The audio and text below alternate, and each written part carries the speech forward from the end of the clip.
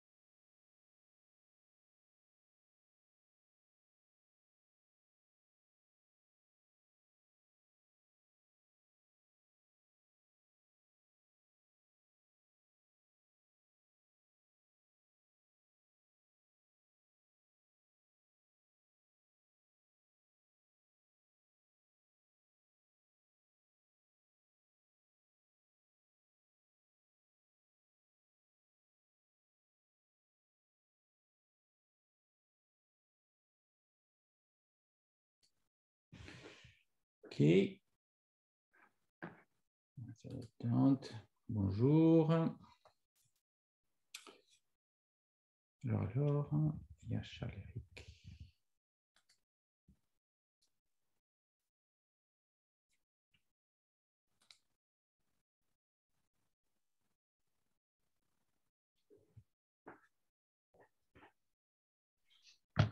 Charles-Éric. Bonjour. Bonjour. Bonjour. Je vais présenter cette conférence. Est-ce que vous m'entendez? Ah, moi, je t'entends. Très bien. Bon, Par donc contre, je suppose que tout le monde m'entend. ouais, je pense. Au nom du PMI Nouvelle-Aquitaine, nous remercions l'intervention de Petco ce soir sur la finance de projet. Un sujet vraiment intéressant et nous avons le privilège au PMI Nouvelle-Aquitaine d'avoir Petco Atanasov dans nos adhérents actifs. Petco qui va nous parler des finances de projet. Et c'est le meilleur intervenant pour ça parce que là, il a été modeste dans ce qu'il nous a dit de son parcours. Petco, c'est quelqu'un qui parle 5 langues, qui a un PhD, un DEA, qui a de nombreux diplômes et qui a justement des compétences très polyvalentes, ingénieur en finance, la gestion de projet, bien sûr, expérience à la fois en entreprise et enseignant-chercheur de longue date, au PMI de longue date aussi. Donc, il connaît très bien notre environnement et il connaît très bien la finance aussi. C'est pourquoi, Petco, merci. Merci encore d'intervenir ce soir.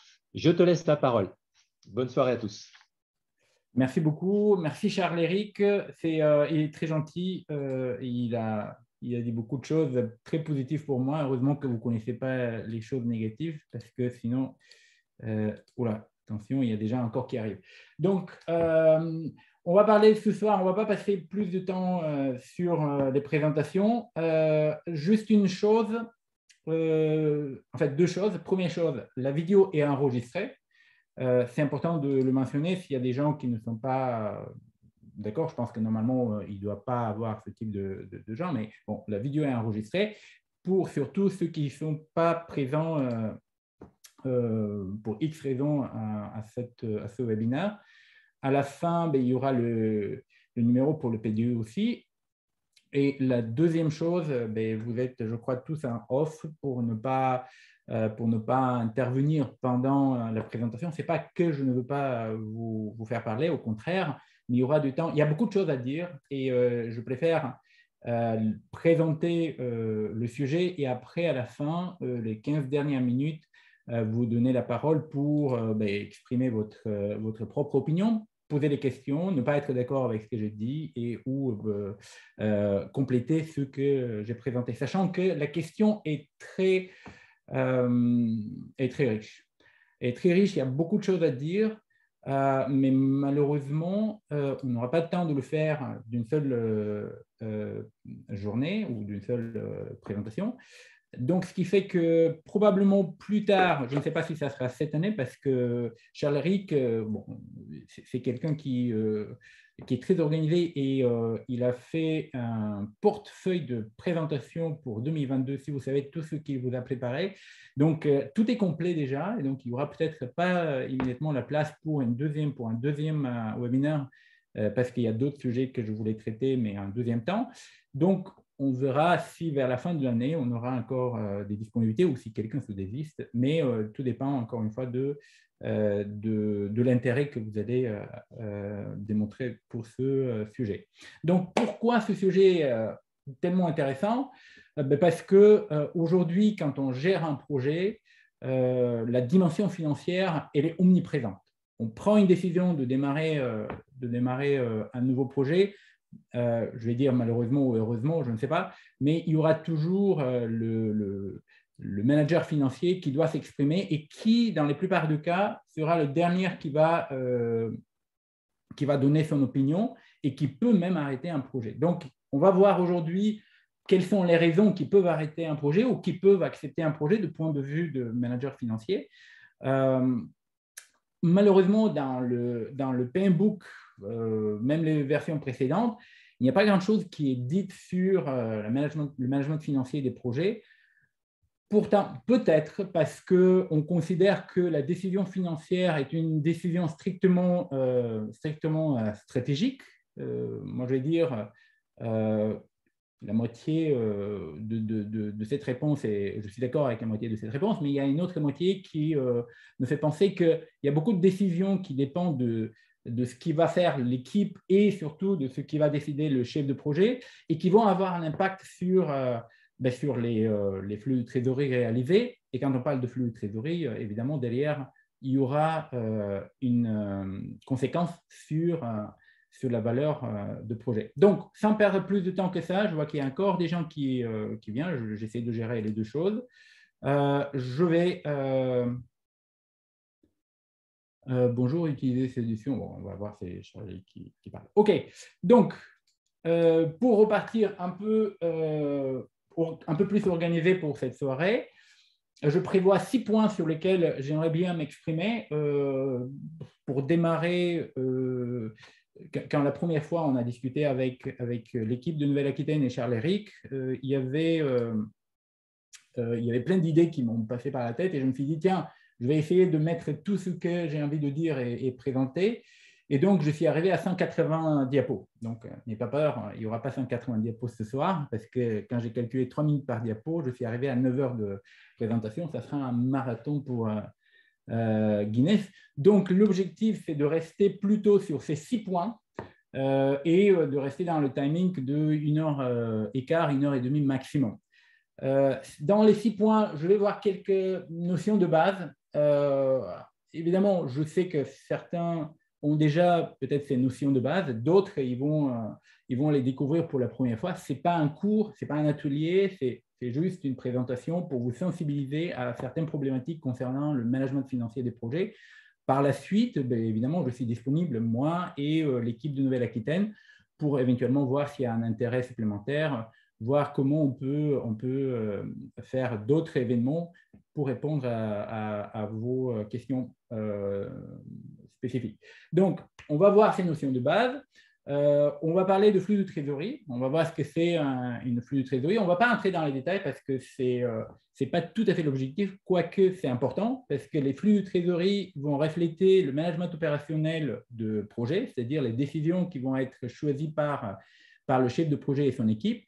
Et puis, on va passer par quelques notions. La valeur actuelle nette. Je sais que dans la préparation de PMP, il y a une petite 2 ou 3 lignes qui présentent la valeur actuelle nette, ce que c'est, mais pas plus que ça. Donc, on va voir ce que c'est comme outil, la valeur actuelle nette, qu'est-ce qu'elle peut nous apporter pour se décider à démarrer, à choisir un projet ou non. On va voir est-ce qu'il y a d'autres outils et c'est pour ça on va rajouter le taux de rentabilité interne. On va voir est-ce qu'il y a des alternatives de la valeur actuelle nette et du taux de rentabilité interne. Et puis, je vais terminer par, j'espère avoir le temps, hein, par comment choisir un ou des projets quand on a des contraintes sur les ressources. C'est des éléments que vous n'allez pas trouver dans le PMBOK. Par curiosité, je me souviens qu'à l'époque, quand je m'intéressais à la préparation de PMP, j'ai pris l'ouvrage de Rita, si je ne me trompe pas correctement le nom, je l'ai Rita Mulcani, et je me souviens qu'il y avait une partie qui était assez détaillée sur le management financier. J'étais surpris même parce que comme on ne le trouve pas dans le PMBOK, je me suis dit, mais pourquoi elle parle autant alors que dans le PMBOK n'est pas aussi développé. Et je retiens ce qui était l'explication parce que j'avais eu quelques échanges avec la société à l'époque. Ils m'ont dit parce qu'un chef de projet digne de ce titre doit connaître très bien le management financier de projet. Donc, je retiens évidemment cette idée et c'est pour ça aujourd'hui, je vais essayer de vous apporter maximum d'outils pour pouvoir prendre rapidement une décision, se lancer ou non dans un projet et quels sont les éléments qui peuvent influencer votre décision. Donc, on va partir sur les premières notions de base. Et les premières notions de base que j'aimerais bien vous faire partager avec vous, c'est les notions de l'actualisation et des flux de trésorerie. Donc, l'actualisation et la capitalisation, c'est deux choses très importantes dans le monde de la finance. L'actualisation et la capitalisation, ils vont nous permettre d'estimer l'argent vis-à-vis du temps qui va impacter les décisions. Autrement dit, quand on prend une décision, on sait qu'il y a plusieurs conséquences. Quand on se lance dans un projet, plusieurs conséquences qui vont être exprimées définitivement par ce qu'on appelle flux de trésorerie. Donc, on n'a pas le droit, purement de point de vue financier, mais aussi de point de vue managériel, on n'a pas le droit de rajouter tous ces flux de trésorerie, de les mettre ensemble, de trouver la somme et de dire, finalement, ce que je vais gagner de ce projet, c'est la somme de tous ces flux de trésorerie que je vais réaliser, en conséquence de ma décision de me lancer dans le projet. Il faut obligatoirement passer par la capitalisation ou l'actualisation. Qu'est-ce que c'est la capitalisation ou l'actualisation ? Le diapo suivant doit nous aider quelque part à comprendre la notion de capitalisation et actualisation, sachant que ces deux notions, on les utilise en permanence dans notre vie quotidienne. Quand vous négociez avec votre banque, et c'est un projet, l'achat d'une maison, vous avez besoin d'un crédit, vous allez à la banque et vous allez demander ce crédit et la banque elle va vous poser plein de questions et elle va calculer en fait quelle est votre capacité de rembourser votre prêt en se basant sur un minimum de flux de trésorerie qu'elle va ramasser après de votre part et qu'elle va actualiser pour obtenir la somme totale. Et une fois qu'elle a actualisé ces sommes, ces flux de trésorerie, elle va dire, voilà ce que je peux vous prêter aujourd'hui. Donc, si on part dans l'autre sens, c'est-à-dire vous voulez constituer un capital dans l'avenir juste avant votre retraite, ce que vous allez faire, vous allez aussi épargner régulièrement, ou pas régulièrement, mais vous allez épargner une somme d'argent que vous allez mettre sur votre compte d'épargne ou sur un autre support d'investissement. Et au bout de quelques temps, vous allez constituer un capital qui vous permettra soit de partir tranquillement à la retraite, soit de faire autre chose si vous avez envie. Donc, quand vous faites votre épargne, en fait, vous allez capitaliser cet argent. Ça veut dire quoi ? Les intérêts qui vont s'accumuler avec l'argent que vous allez cumuler, ces intérêts, ils vont produire des intérêts qui vont produire des intérêts. Et finalement, votre somme initiale, elle va s'agrandir et elle ne va pas être simplement la somme de tous les versements que vous avez fait pendant cette période. Et dans l'autre sens, on va enlever l'effet de temps sur l'argent qui peut être exprimé par un taux d'intérêt. Ce taux d'intérêt, on va voir un peu plus tard, il est très important parce que ça sera une des références qui nous permettront de calculer la valeur d'un projet. Donc, ça, c'est les notions de base pour la capitalisation et l'actualisation, sachant que quand on est dans un cas de projet, on se lance dans un nouveau projet, l'entreprise, par définition, elle existe parce que elle cherche à produire des valeurs. Et ces valeurs, ils vont être par la suite, ils vont constituer ce qu'on appelle business value de l'entreprise, c'est-à-dire une valeur exprimée en termes de profit. Donc, le profit va se transformer en d'autres types de valeurs qui va constituer finalement une somme de valeurs actuelles nettes. Et la totalité de ces valeurs nettes, de valeurs actuelles nettes, pardon, ils vont constituer la valeur de l'entreprise. Ça veut dire quoi? Ça veut dire que chaque fois quand une entreprise se décide de lancer un nouveau projet, la conséquence de cette décision, il va avoir un impact sur la valeur de l'entreprise. Si le projet est porteur de valeur, ben, l'entreprise va accroître sa valeur. Si par contre le projet n'est pas créateur de valeur, mais au contraire, je vais vous montrer, je vais vous expliquer dans quel cas de figure ça peut se produire. Dans ce cas, au lieu de créer une valeur, il y a des gens qui entrent encore, au lieu de créer une valeur, le projet risque de détruire la valeur qui est créée par les autres projets. Donc, et ça, c'est évidemment à éviter parce que économiquement, ce n'est pas justifié. Donc, c'est pour ça qu'il ne faut pas oublier qu'une entreprise doit investir ou doit entreprendre ou doit accepter uniquement si le projet apporte un rendement au moins égal à ce qu'on appelle coût de capital. Et je vais vous l'exprimer ça d'une manière plus claire avec la formule tout à l'heure de ce qu'on appelle valeur actuelle nette. Mais juste avant d'arriver à cette formule, laissez-moi juste encore quelques éléments de base à préciser. La décision de lancer un projet, elle est basée sur plusieurs petits éléments. Première chose, il faut évaluer les flux de trésorerie actuels et futurs. Ça veut dire quoi? Il faut prévoir, il faut budgétiser quelque part, il faut prévoir ce que le projet va réaliser comme flux de trésorerie futurs, qui peuvent être aussi positifs que négatifs. Donc, ces flux de trésorerie seront conséquences de notre décision de lancer ce projet. Je veux lancer un nouveau produit, quelles seront les conséquences en termes de flux de trésorerie? Alors que, n'oublions pas, un flux de trésorerie, ce n'est pas un profit. Attention. Et un flux de trésorerie dépend de la périodicité qu'on va choisir pour le considérer. Un flux de trésorerie, c'est plus que le profit comptable qui est affiché souvent dans le compte de résultat.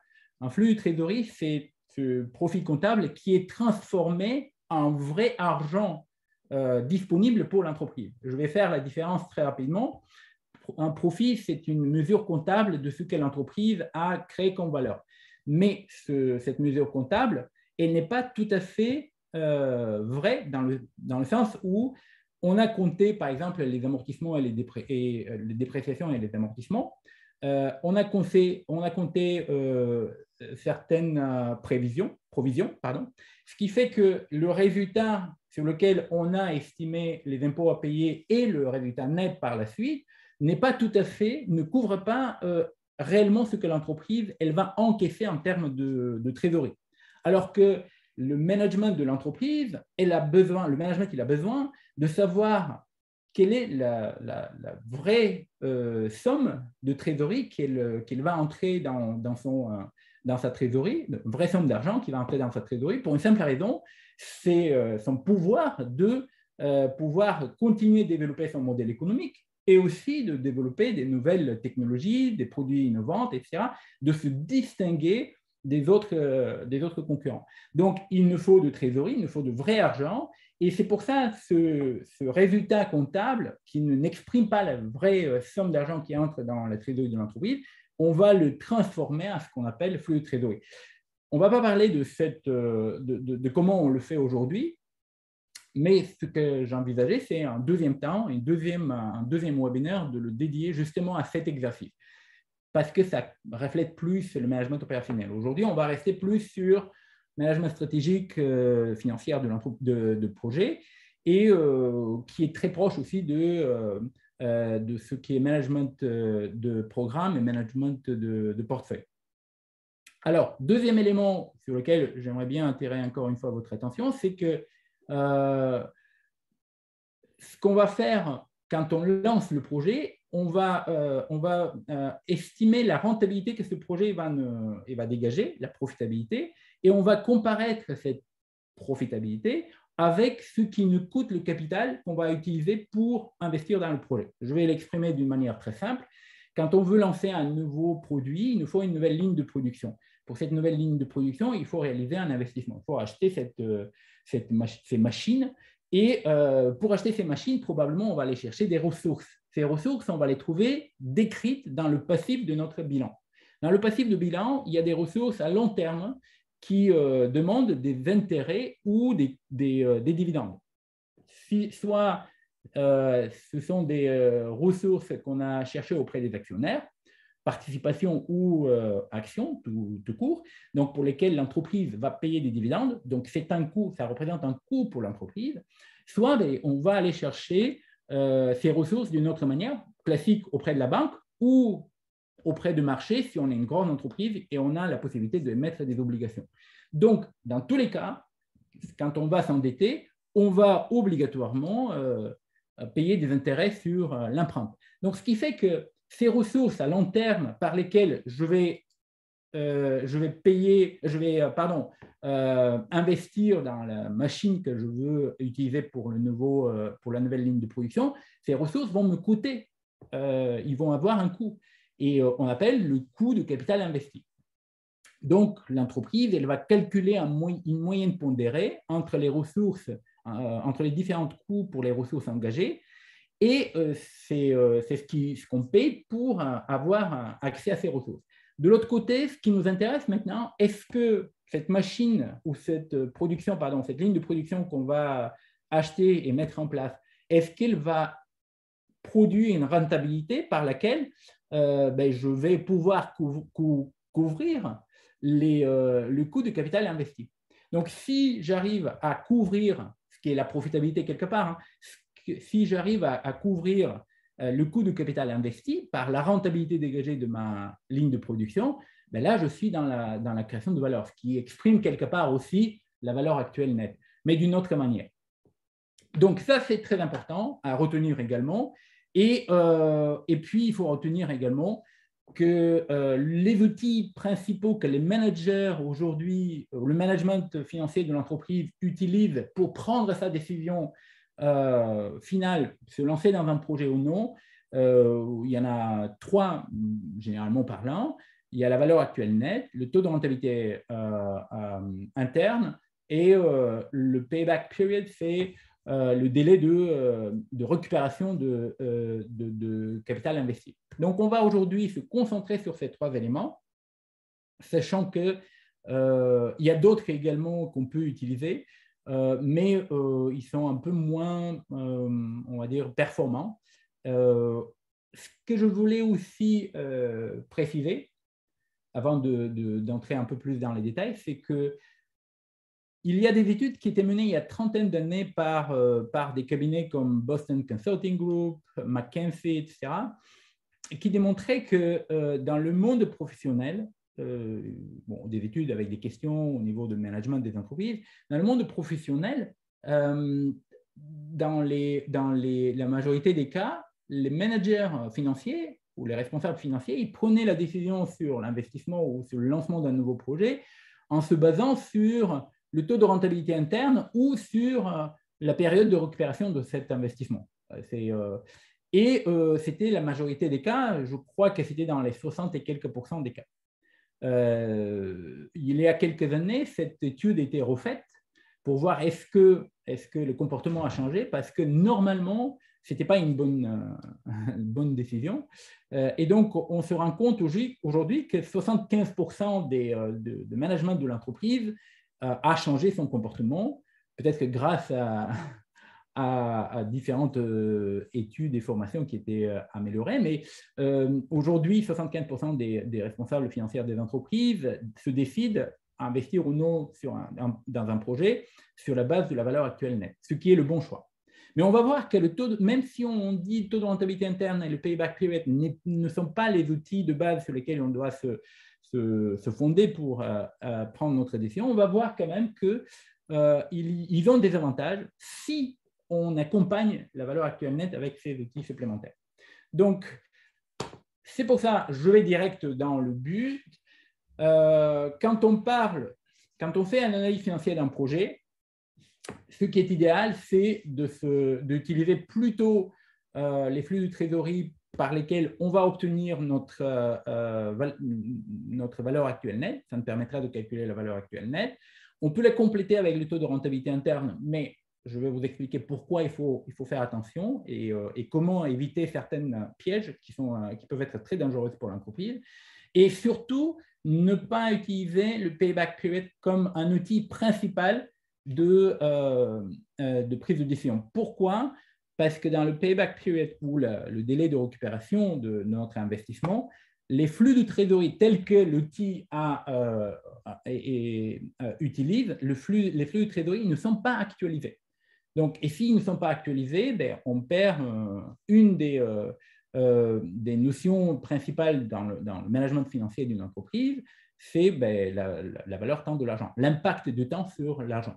Rien que, par exemple, l'inflation qui peut avoir cet impact. Donc, aujourd'hui, mon conseil, tout au début de cette présentation, c'est quand vous devez prendre une décision, prenez un bon financier avec vous.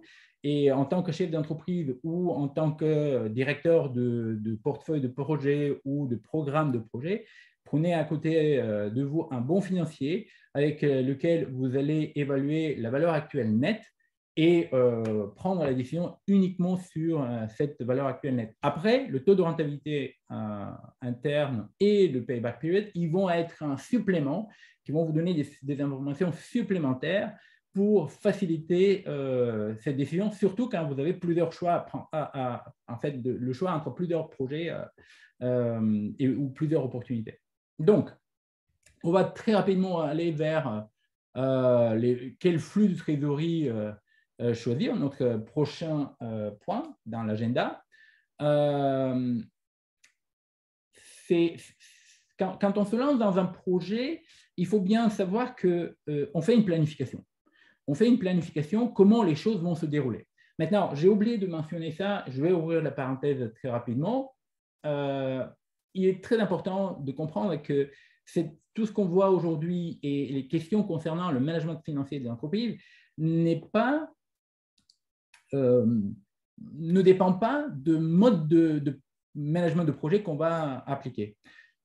Classique, agile ou hybride, dans tous les cas, il y a une seule manière de prendre cette décision, c'est de prendre la décision sur le lancement d'un projet, point de vue financier, c'est calculer la vanne. Et pour calculer cette vanne, il faut se projeter sur les flux que le projet il va générer.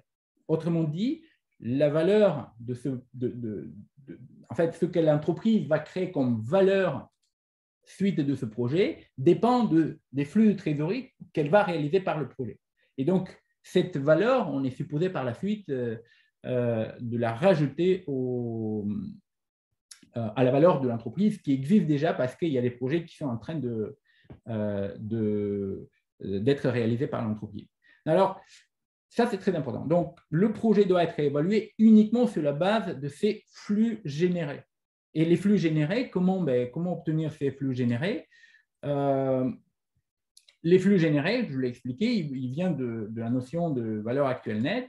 Et la valeur actuelle nette dit que chaque projet possède une valeur actuelle nette qui est équivalente à la valeur que le projet va créer pour l'entreprise. Autrement dit, je lance un nouveau projet ou je veux lancer un nouveau produit, un nouveau logiciel, une nouvelle crème ou un nouveau service.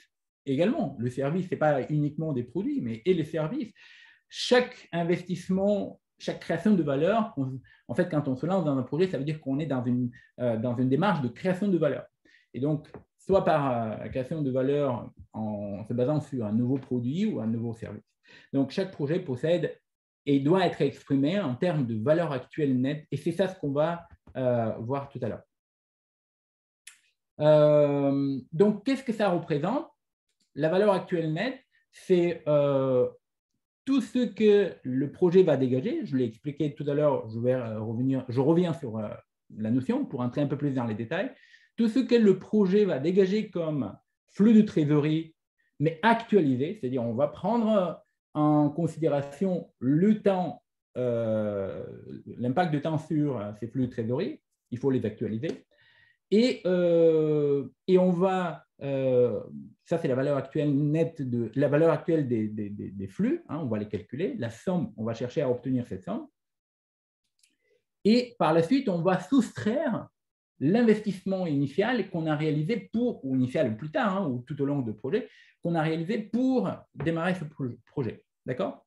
Alors, ce qui est important aussi de bien comprendre, c'est que dans la définition de ce que c'est un projet, on dit que c'est une activité, c'est un endeavor, c'est un événement qui a un début et un fin. Ça veut dire quoi? Ça veut dire qu'on connaît exactement le nombre de flux de trésorerie qui vont apparaître dans notre estimation ou dans notre modèle par lequel on va calculer la valeur de ce projet. Donc, maintenant, je vais quand même me permettre d'aller un peu plus loin dans la présentation de la valeur actuelle nette en entrant dans les détails de la formule. Donc, n'ayez pas peur, c'est une formule très simple. Tout le monde connaît ce que ça veut dire sigma, c'est le signe de somme. Donc, la valeur actuelle, present value en anglais, mais la valeur actuelle de projet, ça veut dire tout ce qui va dégager, en fait, la valeur totale de tous les flux que le projet va dégager suite à sa réalisation, à la décision de le lancer, va être actualisé. Tous ces cash flows ils vont être actualisés et ils vont être, on va chercher la somme. D'accord? Donc, la valeur actuelle des flux de trésorerie est présentée de cette manière. Comme vous pouvez le constater, on a les cash flows qui sont présents parce que c'est la conséquence de fonctionnement de projet et qui vont être actualisés par un taux d'actualisation. Et il faut faire attention, le nombre de cash flow, c'est-à-dire le nombre de flux de trésorerie qui vont être limités par la durée de mon projet. Donc, attention maintenant, parfois ce qui peut se produire, c'est que certaines décisions qui concernent le projet directement, il peut avoir une conséquence qui dépasse, par exemple, le cycle de vie du produit qui va être produit. Donc, c'est pour ça, c'est bien de revenir sur cette notion que le cycle de vie d'un projet ne correspond pas au cycle de vie d'un produit. Et nous, ce qui nous intéresse, c'est la valeur du projet. Ça veut dire qu'il peut y avoir des décisions qui sont prises et qui dépassent la période qui était prévue pour la réalisation de projet, parce qu'il y a une conséquence, par exemple les amortissements, on prend une machine qui doit durer 5 ans, et nous, on a décidé que le projet il va être sur 4 ans. Donc, au bout de 4 ans, le projet, normalement, doit s'arrêter. Sauf que cet amortissement, quand on a acheté cette machine, cet amortissement qui va nous procurer des charges d'amortissement en 5e année, ces charges d'amortissement, ils doivent être considérées et prises en compte dans l'estimation de la valeur de projet. Donc, ce qui fait que quand on lance le projet, il faut identifier clairement quelles seront les conséquences de toutes les décisions qu'on va prendre et qui sont liées à ce projet. Et donc, les inclure dans les flux de trésorerie. Donc, voilà la partie qui, normalement, reflète ce qu'on va retrouver comme retour de cette décision de lancer le projet. Maintenant, de l'autre côté, ce n'est pas suffisant puisque ces flux de trésorerie qu'on voit ici exprimés avec cette formule, ces flux de trésorerie sont conséquences de la décision de se lancer dans un projet. Et souvent, cette décision de se lancer dans un projet demande un investissement initial. Un investissement, attention maintenant quand je dis investissement, il faut bien prendre en compte ce que c'est un investissement. Un investissement, globalement, signifie qu'il va avoir un impact sur les actifs de l'entreprise, les actifs à long terme. C'est-à-dire, on achète une machine, on achète une marque déposée, on achète la participation dans une autre entreprise parce qu'on a besoin de pénétrer rapidement sur un nouveau marché. On a une nouvelle technologie qui nous faut beaucoup plus de temps et risque de la développer par nos propres moyens, mais on n'a pas les compétences. On achète une participation financière dans un concurrent ou dans une autre entreprise qui nous procure cette technologie. Et là, dernièrement, ce qui se passe souvent, c'est qu'une entreprise va acheter une participation dans une autre entreprise parce qu'il lui manque les compétences de capital humain. Donc, au lieu d'aller chercher à embaucher les mêmes compétences, on a une équipe qui fonctionne très bien dans une entreprise et qui a développé des technologies ou des nouveaux produits et services. On a envie rapidement d'avoir ce produit. Qu'est-ce qu'on fait? On va acheter une participation dans cette entreprise pour pouvoir accéder à cette équipe, à cette compétence. Donc, ce qui fait que quand on décide à lancer un projet, ça veut dire que derrière, il y a une décision stratégique qui va avoir conséquence sur l'actif à long terme, sur les actifs à long terme de l'entreprise. D'accord? Donc, ça veut dire quoi? Ça veut dire que quand on va lancer le projet et on va chercher à calculer les conséquences de ce projet exprimées en termes de flux de trésorerie, il faut par la suite faire comparaison entre ce qu'on a investi comme investissement initial pour développer ce projet et ce que ce projet il nous apporte en conséquence. Et c'est pour ça la notion de valeur actuelle nette est très importante dans le monde des projets. Et je vais revenir sur cette notion, encore une fois. Elle représente la différence entre les valeurs actuelles de ce que va nous apporter le projet, la valeur actuelle de tous ces flux de trésorerie que le projet il va nous apporter, et cette différence est entre ces valeurs et la somme investie initialement. D'accord? Autrement dit, les fonds initiaux. Maintenant, souvent, j'ai entendu parfois, on va dire des jeunes collègues, je ne vais pas citer des entreprises, mais ça m'a surpris. Et en même temps, je comprends parfois leur réaction, disant que ils vont faire une réparation des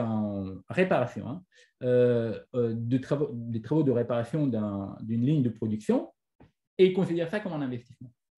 Or, ce n'est pas d'investissement parce qu'il n'y a pas de création réellement de valeur derrière.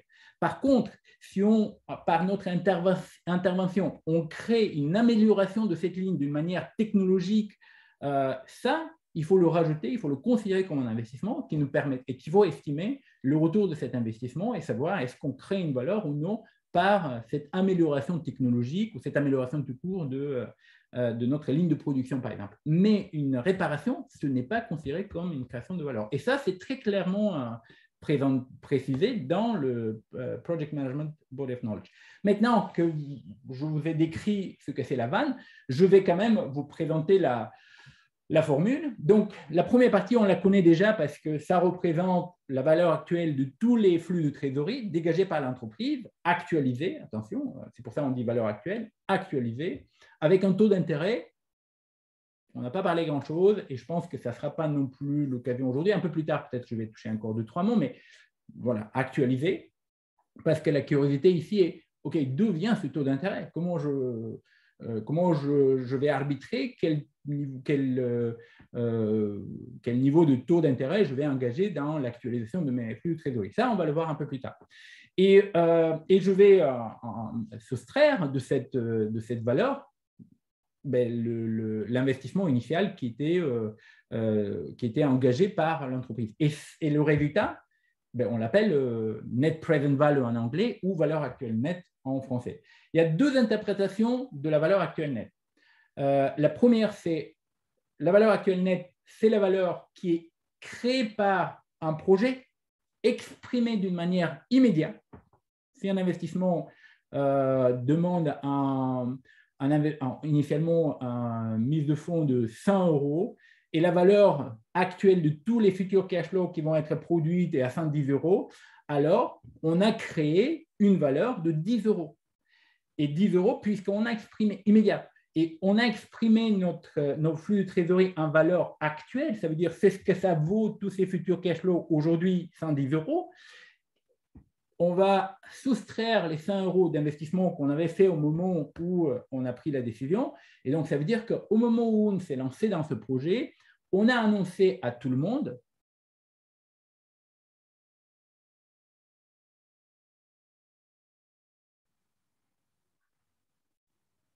bon, les questions, on va les voir un peu plus tard. Donc, alors, je reviens. Donc, les 10 € qui sont créés, qui constituent notre valeur actuelle nette, en fait, ces 10 € représentent ce que ce projet nous apporte immédiatement.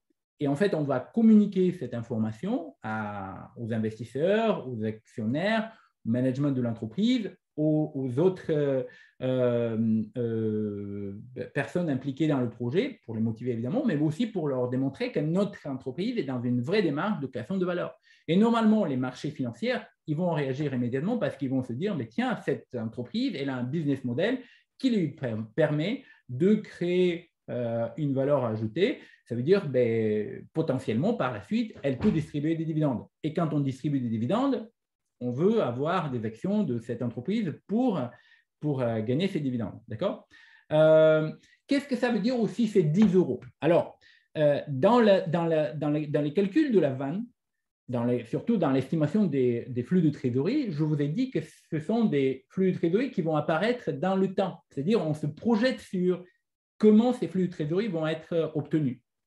Et quand je dis comment ils vont être obtenus, on démarre avec quel est potentiellement le chiffre d'affaires qu'on va réaliser, c'est-à-dire le prix et la quantité qu'on va vendre, quel est le coût qui va nous coûter une unité pour le produire, quelles sont éventuellement les différentes charges administratives qui peuvent être associées, qui doivent être associées au projet, mais qui sont associées forcément à la décision de lancer ce projet. Donc, on doit se projeter sur tous ces éléments jusqu'à l'obtention, jusqu'à le calcul de flux de trésorerie. Ça veut dire qu'on est sur une démarche purement hypothétique. Tout ce qu'on va prévoir, sont des hypothèses. Et ça va refléter sur notre gestion de risque par la suite parce qu'on va chercher des hypothèses qui sont les plus proches de la potentielle réalité. Donc, combien de chiffres d'affaires on va réaliser? On peut faire des estimations sur notre expérience précédente. On peut faire aussi des estimations fondées sur des contrats qu'on va signer. Et donc, dans la plupart des cas, l'entreprise, elle va se lancer dans un nouveau projet quand elle a une certitude qu'il y a une certaine quantité de produits qu'elle peut par la suite vendre sur le marché. Donc, pourquoi je vous parle de tout ça? Parce que les 10 € qui apparaissent comme une potentiel de création de valeur, ils vont être aussi quelque part une marge de manœuvre qui peut couvrir le risque sur les mauvaises hypothèses, sur certaines erreurs que j'ai faites sur mes hypothèses de départ en calculant les flux de trésorerie. Attention, il peut y avoir des erreurs parce que je me suis trompé dans l'analyse de marché, de contexte de marché, mais il peut y avoir également des erreurs parce que on ne maîtrise pas ce contexte. On ne maîtrise pas, par exemple, le fait qu'il y a quelques années, qu'il y aura une révolution importante en Afrique du Nord et qui va perturber tous les modèles économiques des entreprises qui étaient présentes sur ce marché. On ne maîtrise pas qu'il y aura une crise sanitaire qui va prendre une telle ampleur.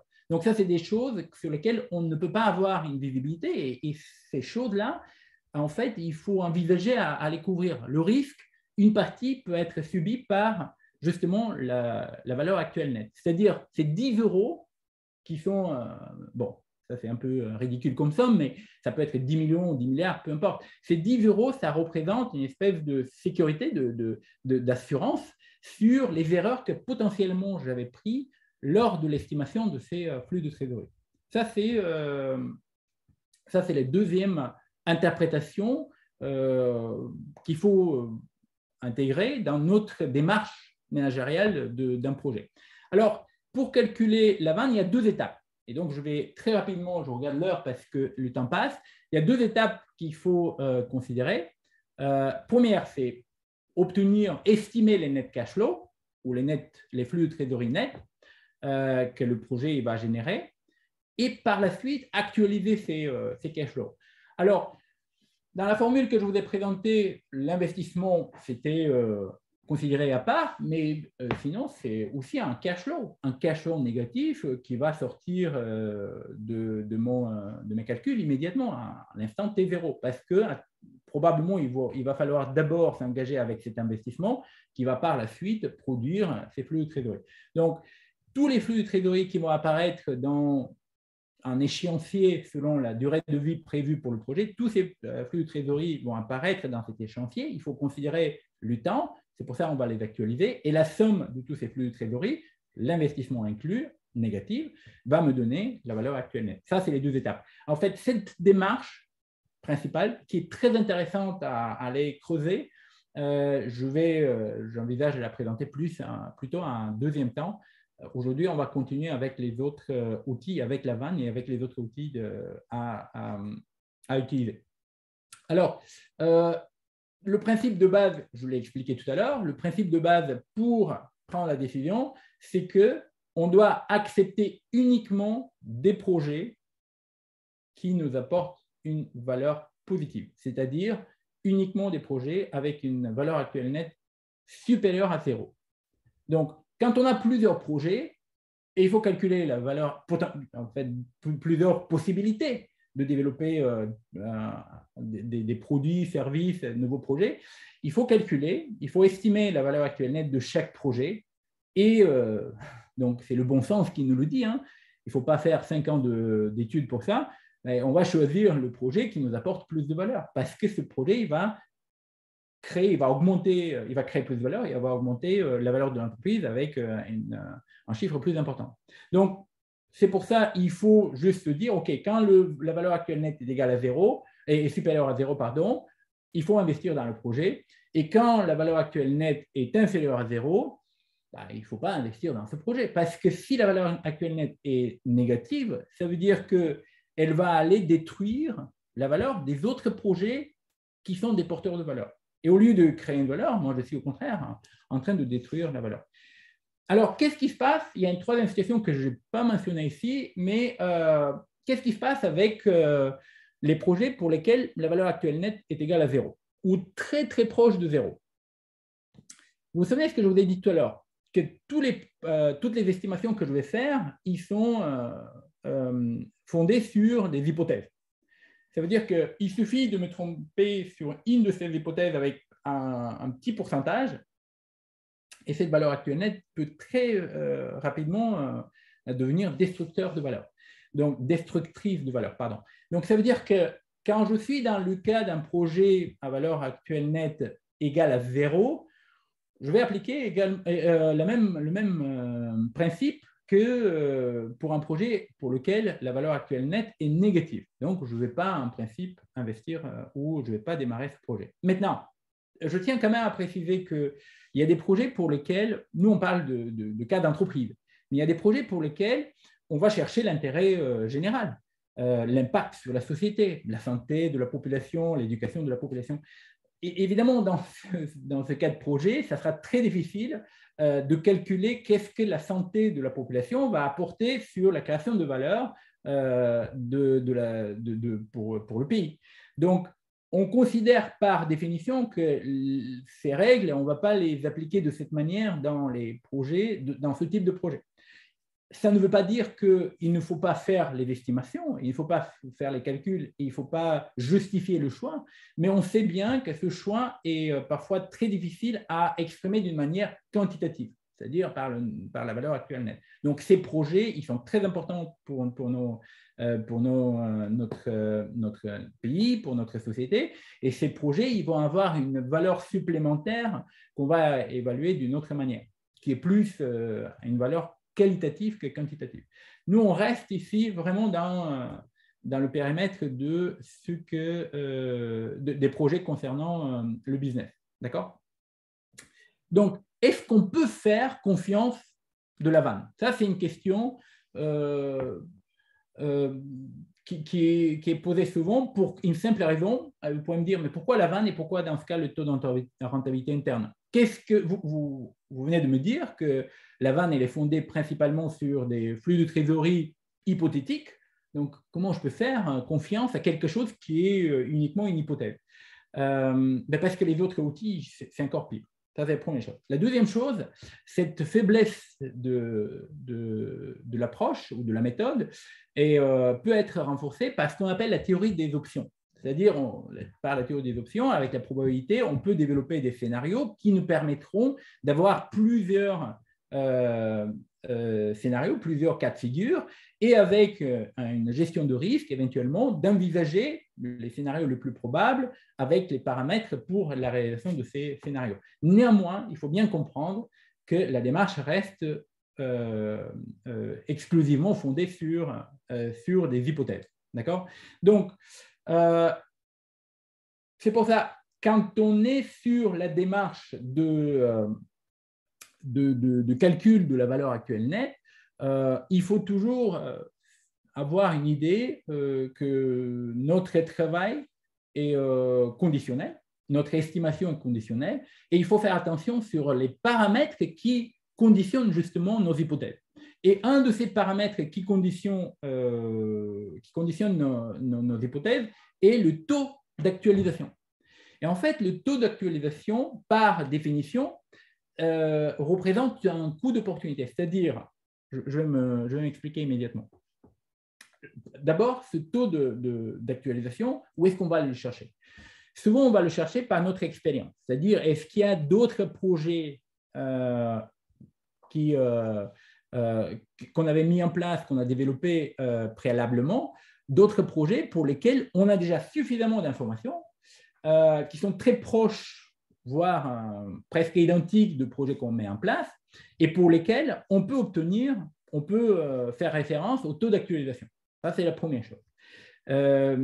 Bon, ça, c'est une démarche. Une entreprise qui a suffisamment d'expérience et d'histoire dans une industrie, dans un domaine, elle peut aller chercher ce taux d'actualisation des projets avant, des précédents.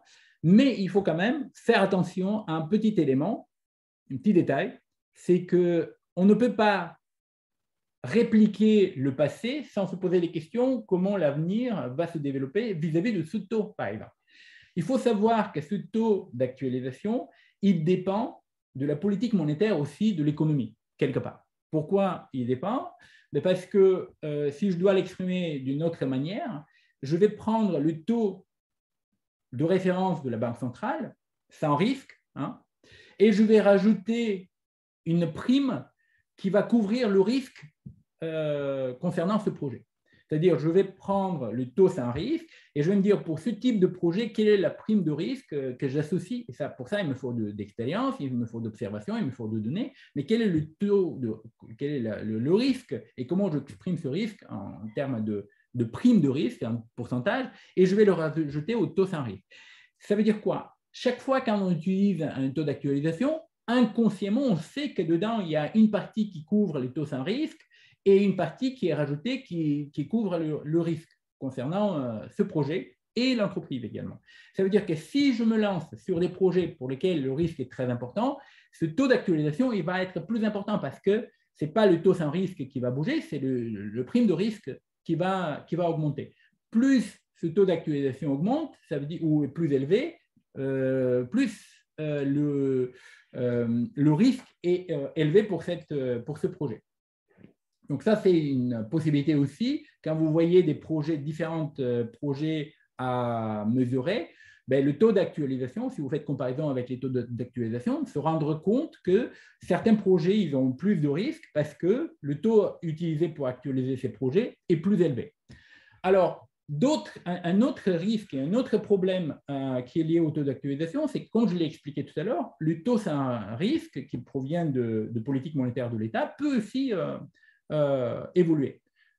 On sait que c'est un outil principal de l'influence de la Banque centrale ou du gouvernement sur la santé de l'économie. Quand on a des problèmes avec le financement des entreprises, parce qu'il y a une crise économique, ce qui va se passer souvent, c'est la Banque centrale elle va essayer de décevoir les investisseurs en baissant le taux d'intérêt, c'est-à-dire en leur disant vos investissements dans des actifs financiers vous apporteront beaucoup moins. Donc, ils vont être déçus de garder leur argent sur des supports financiers. Je raconte un peu rapidement, mais c'est juste pour comprendre la notion. Donc, et ces investisseurs, en principe, ils vont se dire, mais je vais chercher d'autres opportunités qui m'apportent plus de rentabilité parce qu'ils sont des gestionnaires de fonds et ils ont un engagement sur un certain niveau de retour d'investissement pour les investisseurs qui leur ont fait confiance. Donc, ces gérants de fonds, ils vont être déçus parce que le taux d'intérêt baisse. Alors, qu'est-ce qui se passe quand le taux d'intérêt baisse avec la valeur actuelle nette? Si le taux d'intérêt baisse, la valeur actuelle nette, elle augmente. Il ne faut pas chercher très loin. On sait bien que quand le dénominateur baisse, le nominateur il est constant, divisé par un dénominateur qui baisse, la valeur, en conséquence, elle va augmenter, la valeur des flux de trésorerie. Et je vais soustraire le même investissement, donc potentiellement, la valeur actuelle nette va augmenter. Ça veut dire quoi? En baissant ce taux d'intérêt pour l'économie, en fait, je crée artificiellement en tant que banque centrale le potentiel d'augmenter la valeur des projets qui sont entreprises par le business. Et donc, les investisseurs ils vont se dire, mais tiens, ces entreprises, elles sont beaucoup plus attractives d'aller investir dans leur business model que de garder mon argent sur des supports financiers. Le problème est dans l'autre sens maintenant. Quand l'économie commence à fonctionner trop vite et commence à chauffer un peu parce qu'il y a beaucoup de création de valeur, les gens ils consomment beaucoup, les salaires ils augmentent aussi, il y a un risque de créer une pression inflationniste. Qu'est-ce qui se passe? La Banque centrale elle va prendre une décision d'augmenter le taux d'intérêt parce que déjà, il y a la pression inflationniste. Donc, elle va augmenter ce taux d'intérêt pour justement enlever une partie de l'argent qui est en circulation dans l'économie et pour la réorienter vers plutôt des supports financiers, c'est-à-dire réduire l'argent en circulation pour diminuer la consommation ou les cycles de business cycle de cet argent. Donc, en conséquence, si le taux d'actualisation augmente, on a vu tout à l'heure dans l'autre sens, la valeur actuelle nette va baisser. Donc, les investisseurs vont être déçus par l'investissement dans ces entreprises. Ils vont retirer leur investissement parce qu'ils ont acheté des actions, etc. Ils vont retirer leur investissement et ils vont probablement le placer sur des supports financiers. Donc, comme vous pouvez le constater, le taux d'actualisation, il ne dépend pas uniquement de risques intrinsèques pour l'entreprise et pour les, on va dire, de risques pour l'entreprise et pour le projet, pardon, mais ça dépend aussi du contexte économique et de l'écosystème de la Banque centrale, de la politique financière de gouvernement, etc. Donc, deuxième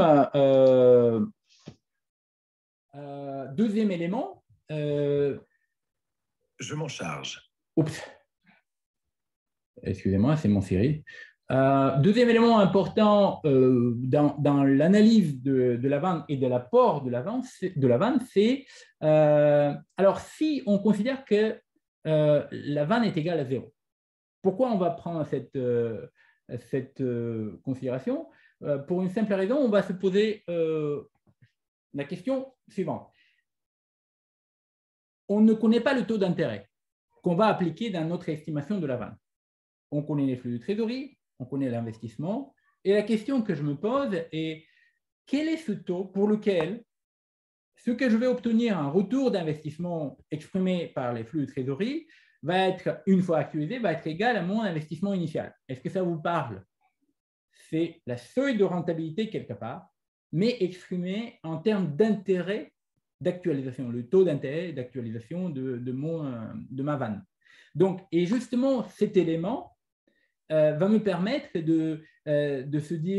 d'obtenir la différence ou exprimer cette différence d'une manière, couvrir peut-être la différence entre ce que j'ai envisagé en termes de taux d'actualisation de mes flux de trésorerie et ce que représente le taux à partir duquel je risque de commencer à détruire la valeur de ce projet, c'est-à-dire le taux de rentabilité pour lequel la vanne est égale à 0. Et justement, pour comprendre cette cette notion, ben, je vais vous faire une petite présentation. Quand on a une vanne, ça représente une fonction. Alors, cette fonction de la vanne, je l'ai exprimé tout à l'heure, flux de trésorerie, actualiser la somme, moins les investissements, elle peut, généralement parlant, dans la plupart des cas, elle va avoir cette forme. Vous voyez bien, c'est une fonction descendante qui, à un moment donné, elle va traverser l'axe de taux d'actualisation. Et en fait, ce taux d'actualisation, là où la fonction rouge, vous voyez, elle croise cette fonction, elle croise l'axe de rentabilité, de taux d'actualisation.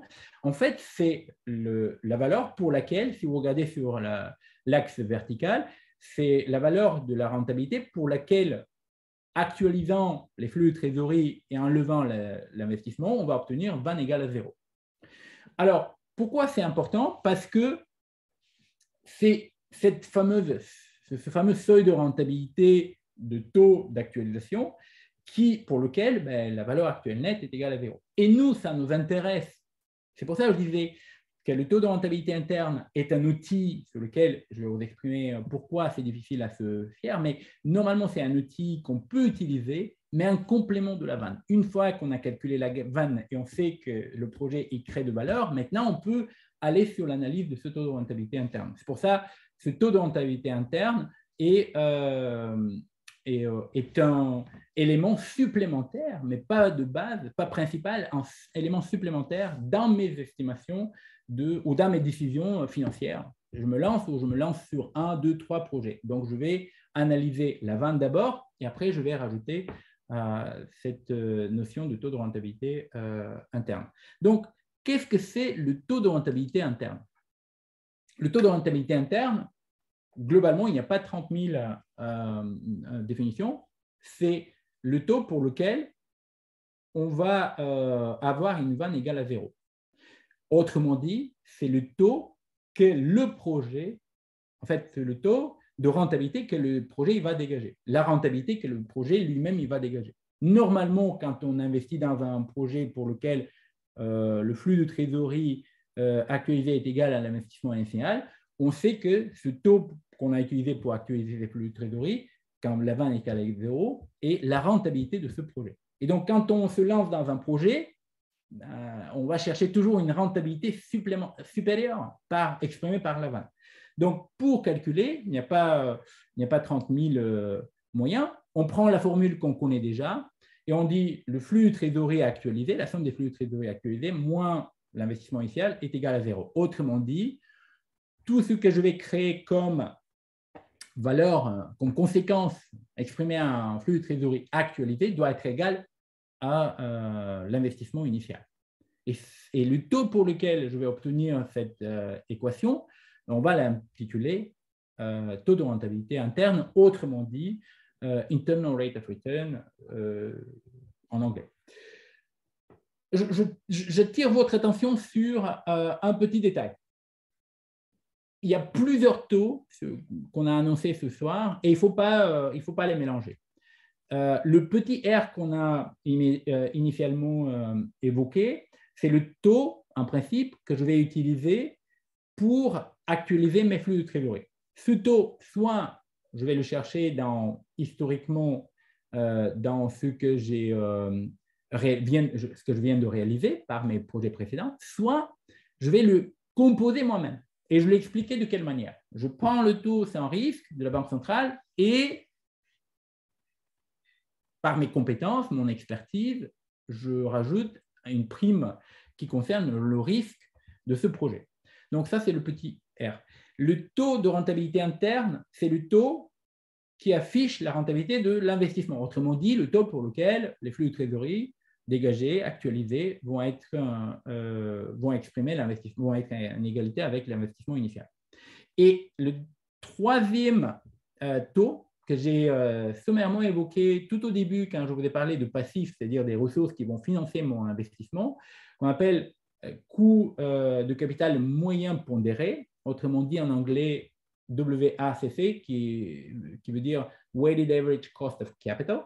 Donc ce coût de capital, il va représenter une moyenne pondérée sur ce que je paye comme coût pour mes ressources que j'ai engagées dans les projets en cours. C'est-à-dire, mon entreprise, elle a un actif. Cet actif, il me donne une idée sur les projets en cours qui sont acceptés déjà par le management. Et donc là, la question que je me pose, c'est, OK, j'ai financé ces projets parce qu'ils sont en cours. Maintenant, qu'est-ce que ça m'a coûté en termes de coût moyen? Pourquoi coût moyen pondéré? Parce qu'une partie était probablement financée par les capitaux propres, c'est-à-dire les dividendes sont la partie, les coûts qui couvrent les capitaux propres, et puis une partie qui provient des contrats de prêt auprès de la banque pour lesquels je paie des intérêts. Et donc, le coût de capital moyen pondéré va être calculé sur la base de ces projets qui sont en cours actuellement et pour lesquels je suis allé chercher un financement. Alors, comme je vous l'ai dit préalablement, si le taux de rentabilité interne, il peut être envisagé comme un outil de prise de décision sous condition. Quelle est la condition? La condition est qu'on reste strictement dans la règle de décision de taux de rentabilité interne.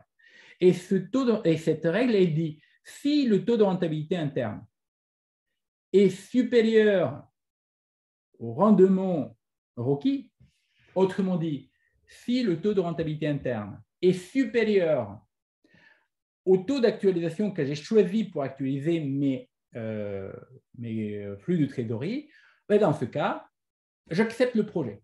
Ça, c'était la règle qui souvent est appliquée et qui il y a 30 ans, était peut-être l'outil principal de la prise de décision dans le lancement d'un projet. Et cette même règle, elle disait, si le taux de rentabilité est inférieur, dans ce cas, il ne faut pas se lancer dans le projet, c'est-à-dire inférieur à mon taux d'intérêt choisi pour lancer mon projet. Dans ce cas, il ne faut pas se lancer sur le projet. Maintenant, je vais revenir sur cette présentation graphique et je vais vous redire, encore une fois, je vais vous reciter la règle. Si mon taux de rentabilité interne, vous voyez bien où il croise la fonction rouge, l'axe horizontal de taux d'intérêt. Donc ça, c'est le taux de rentabilité interne. Si ce taux, il est supérieur au taux que je vais appliquer pour actualiser mes flux de trésorerie, et ce taux, il est inférieur, c'est-à-dire il est à gauche de ce point de croisement de la fonction avec l'axis, donc il faut que je me lance dans le projet. Maintenant, admettons que le taux que j'ai décidé que le taux d'actualisation est 15%. Vous voyez, 15%, je cherche le point sur la fonction et à partir de là, je vais après chercher la valeur actuelle nette exprimée sur l'axe vertical. Donc, et là, on voit bien que cette règle, elle fonctionne très bien.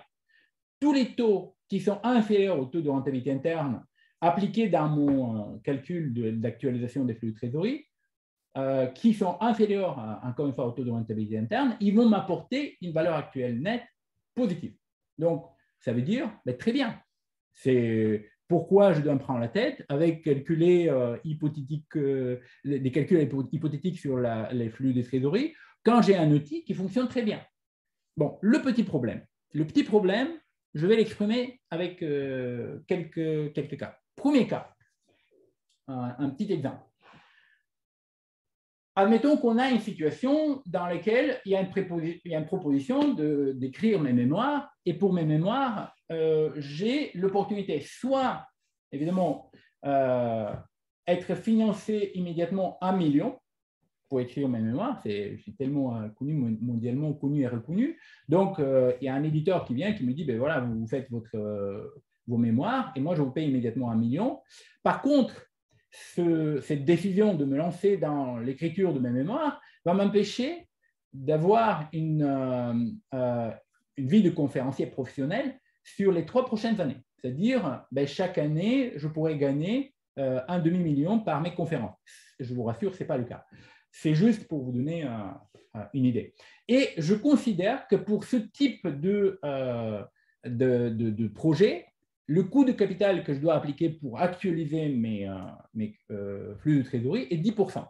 Maintenant, si j'accepte de faire si j'accepte cette proposition, ça veut dire que je gagne immédiatement 1 million, mais en opportunité, pour moi, c'est un coût, hein, je vais perdre cette possibilité de gagner demi-million par an les 3 prochaines années. Et vous voyez bien qu'ils doivent être actualisés, ces flux de trésorerie. Donc, alors, je me dis, c'est super, je vais calculer le taux de rentabilité interne de cette fonction. Donc, quel est le taux pour lequel la valeur actuelle nette de ce projet est égale à 0?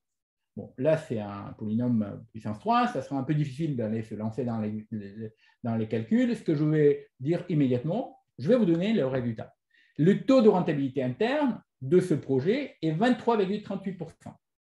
Alors, vous vous souvenez bien ce que j'ai dit. Le taux que je vais appliquer est 10%, le taux de rentabilité interne est 23,38%. La règle de l'application de choix de projet dit que tous les projets qui ont un taux inférieur au taux de rentabilité interne, c'est-à-dire tous les projets pour lesquels j'applique un taux d'actualisation inférieur au taux de rentabilité interne, doivent être acceptés. C'est ce qui était préconisé. Maintenant, je vois bien que le taux de rentabilité interne à 23,38 est supérieur à 10%, mais quand je fais les calculs avec ces 10% dans la formule que je vous ai évoquée, il s'avère que ma valeur actuelle nette est moins 243 426. Ça veut dire que je me lance et j'accepte cette offre pour 1 million, mais quand j'actualise tous les flux de trésorerie que je vais perdre, parce que c'est un coût pour moi, c'est une décision comme si je perds cet investissement, c'est un coût d'opportunité pour moi. Quand j'actualise ces flux de trésorerie, en faisant comparaison avec le million, ben, je pourrais gagner 1 243 426 euros. Ça veut dire quoi? Ben, je vais accepter 1 million, mais je vais me priver de 1 243 000. Donc, évidemment, ce n'est pas une bonne décision. Si je me base sur la règle de taux de rentabilité interne, premier cas de figure, on ne peut pas toujours faire confiance à cette règle. Pourquoi? Qu'est-ce qui s'est passé? Simplement que la fonction était inversée. Et lorsque les bénéfices de ce projet y sont d'abord accumulés avant les dépenses, ben, notre fonction elle va avoir une forme inversée vis-à-vis de ce qu'on a vu classiquement. Donc, comment éviter ce type de situation? Soit on essaie de trouver quelle est la forme et le sens, la direction de cette fonction, et à partir de là, on applique le taux de rentabilité interne. Mais pour pouvoir faire ça, il faut connaître bien quand même les flux de trésorerie. Donc, on voit bien qu'ici, ce qui est bien pour nous, c'est d'accepter tous les projets pour lesquels le taux d'actualisation est supérieur au taux de rentabilité interne, qui est en contradiction avec la règle de base que j'ai évoquée tout à l'heure. Deuxième cas de figure. Imaginons que je viens de me rendre compte de cette situation et je dis à l'éditeur, écoute, tu es bien gentil, mais ton offre, en fait, elle me prive d'une certaine somme. Et là, l'éditeur, il me dit, dans ce cas, je vous propose de rajouter droits d'auteur qui sont à la hauteur de 20 000 par an jusqu'à l'infini. Donc là, vous voyez la formule que normalement je vais obtenir en calculant les droits d'auteur qui tendent vers infini. Donc il y a des formules spéciales pour ça. Et donc, encore une fois, je me pose la question, OK, quel est le taux de rentabilité interne? Si je veux prendre la décision uniquement sur ce taux de rentabilité interne, ça me prend la tête avec comment calculer les flux de trésorerie, etc. Donc, quel est le taux de rentabilité interne que je dois appliquer pour savoir si j'accepte ou non avec les nouvelles conditions? Et le problème, c'est que dans cette fonction telle que vous la voyez ici, je vais me retrouver... j'essaie d'avancer, pardon. Je vais me retrouver dans cette situation. Vous voyez, la fonction de mon taux de rentabilité de la vanne, en fait, elle est en forme de U et j'ai plusieurs taux de rentabilité interne. Donc, si je me base sur une première estimation, je me dis, ah, tiens, j'obtiens que pour 4,72%, c'est le taux de rentabilité interne. Donc, mon projet peut être intéressant, sauf que on a vu que c'est 10%, le taux d'actualisation. Dans ce cas, ben, il ne faut pas accepter le projet. Sauf que au-delà de à peu près 19,5%, je peux accepter le projet proposé par mon éditeur. Donc, ça veut dire quoi? Ça veut dire que dans certains cas de figure, il peut avoir plusieurs taux de rentabilité interne et dans ce cas, ça sera impossible pour moi, sauf si je connais exactement comment va se dérouler cette fonction, comment elle va être développée cette fonction. Et dans ce cas, je peux dire conditionnellement, tous les taux qui sont en dessous de 4,72 et au-dessus de 19,6 pour actualiser mon projet sont des taux pour lesquels je peux accepter le projet. Mais plus le taux de rentabilité augmente, plus le risque pour le projet augmente parce que, si vous vous souvenez bien, le taux sans risque, on rajoute le prime de risque. Et la seule chose qui peut augmenter un taux de rentabilité d'un projet, c'est le risque associé. Parce que le taux sans risque, il reste relativement constant. Donc, et là, on va voir un troisième cas de figure. Je vois que le temps passe, il faut que j'avance. Un troisième cas de figure. Ce troisième cas de figure est éventuellement, je me dis, mais dans ce cas, je vais refuser. En fait, personne n'est venu me proposer à écrire un mémoire. Mais je me dis, je vais me concentrer uniquement sur des conférences. Donc, je vais essayer d'être un peu plus productif et faire beaucoup de conférences par an. Et je me dis, mais ça sera sur les 3 prochaines années. Donc là, je me dis, finalement, si je décide à me lancer dans cette affaire, parce qu'il n'y a pas d'autres projets à l'horizon qui peuvent m'apporter des revenus, donc voilà la fonction exprimée en vanne pour laquelle je vais chercher mon taux de rentabilité interne. Le problème, c'est que si vous vous lancez dans l'estimation de taux de rentabilité interne de cette fonction, vous allez vous rendre compte qu'il n'y a pas de taux pour lequel la fonction sera égale à 0. Simplement parce qu'à aucun moment, la fonction ne traverse pas l'abscisse de cette graphique. Donc, comme il n'y a que des revenus, mais il n'y a pas d'investissement initial, ma fonction, elle reste sans taux de rentabilité interne. Donc, une troisième situation dans laquelle je ne peux pas compter sur le taux de rentabilité interne. Donc, 3 situations, sachant que ces 3 situations qui peuvent avoir des scénarios supplémentaires. Donc, il y a beaucoup trop de points négatifs dans la démarche. Et dans ce cas, il ne faut pas se fonder sur cet outil comme outil principal de la prise de décision. D'accord? Alors, par contre, qu'est-ce qu'on peut faire? Je reviens sur une des cas de figure, celle qui était la plus classique, sur la base de laquelle était définie la règle de taux de rentabilité interne. Alors, une fois que vous avez obtenu votre taux de rentabilité interne et vous êtes sûr dans la direction et la structure de la fonction de votre projet, exprimant la vanne, cash flow, divisé, etc., ce qu'on voit ici.